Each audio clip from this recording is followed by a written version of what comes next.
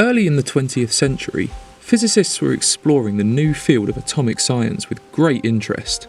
This field held many challenges, but also the potential to explain a great many things.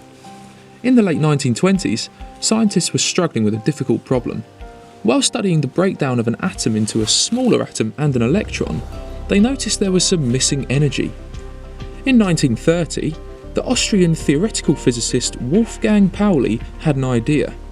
What if the missing energy had been carried away by a mysterious, undetectable particle? No one took his idea seriously, and he didn't even publish his theory, describing it as a desperate remedy and saying, "I have done something very bad today by proposing a particle that cannot be detected." This particle was nicknamed the Neutrino by Enrico Fermi, an Italian physicist in 1934, which means the little neutral one. As physicists discovered more and more particles, they discovered that the electron had two larger cousins called the muon and the tau. These particles have the same electric charge as the electron. It was also discovered that the neutrino was produced with the electron, and from this physicists were able to predict that these larger cousins should be associated with their own little neutral one, called the muon neutrino and the tau neutrino. The muon neutrino was discovered in 1962, but we had to wait until 2000 to finally discover the tau neutrino. Physicists say that these neutrinos are differentiated by their three flavours, and these flavours become extremely important in understanding the mysteries behind neutrinos. One of the biggest sources of neutrinos known to us comes from the Sun. The process of nuclear fusion that releases energy in the Sun also produces electron neutrinos. From scientific models, physicists could predict the number of neutrinos that should be produced in the Sun, but they encountered a curious result. Only 1/3 of the expected neutrinos were detected on Earth. As an explanation for this, it was proposed that as the electron neutrinos travelled from the Sun, they were somehow transformed into their heavier cousins, the tau and muon neutrino.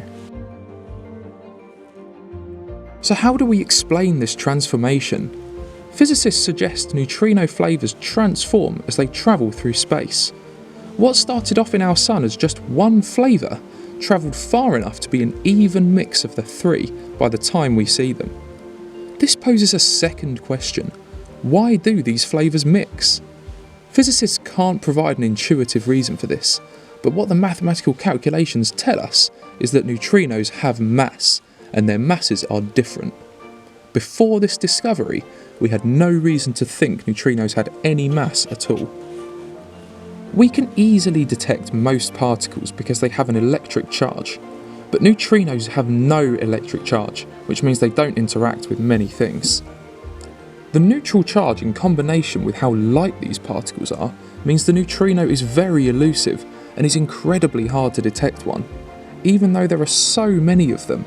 Roughly 100 billion neutrinos pass through your thumbnail every second. You don't feel anything as they go straight through. Neutrinos are very light. They have a mass approximately 1 million times smaller than the next lightest particle, the electron. To put this in perspective, consider the mass of an elephant compared with a garden pea. Well, that's the mass of your neutrino compared with the electron, which was already one of the lighter particles out there.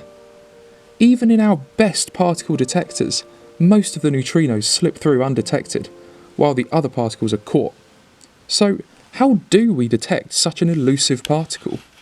Well, it turns out that if we have a large enough tank of water, a neutrino passing through will sometimes give energy to an electron in the water, causing it to speed up. These electrons soon outrun light in the water tank. When this happens, we see that a cone of light appears to be emitted around the electron due to something called the Cherenkov effect. This effect only occurs when an electron moves faster than the speed of light in the water. It causes a large amount of light in the shape of a cone to be emitted that can easily be detected and show proof that a neutrino went past. This effect is similar to how a plane breaking the sound barrier produces a sonic boom. One such Cherenkov radiation detector is the Ice Cube Neutrino Observatory located on the South Pole that uses Antarctic ice as its water tank. IceCube uses over 60 Cherenkov detectors located deep in the Antarctic ice sheet to measure neutrinos passing through the ice that have originated from our Sun and further away. The detector is so deep under the ice that it doesn't even start until 1.5 kilometres beneath the surface, and you would have to travel another full kilometre to reach the bottom of the detector.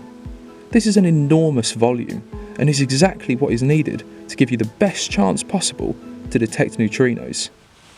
As neutrinos are so difficult to study, there is still much yet to learn about them. One of the leading problems is in their mass ordering. Though we know the difference between the neutrino masses, currently it is not yet known which neutrinos are the heaviest and which are the lightest. This is called the mass hierarchy problem. It's like knowing which 3 people in a race should be getting medals, but not knowing which one should get bronze or gold. Some experiments point towards a 4th neutrino mass, far larger than the others. These neutrinos don't appear to be directly detectable, lending them the name sterile neutrino.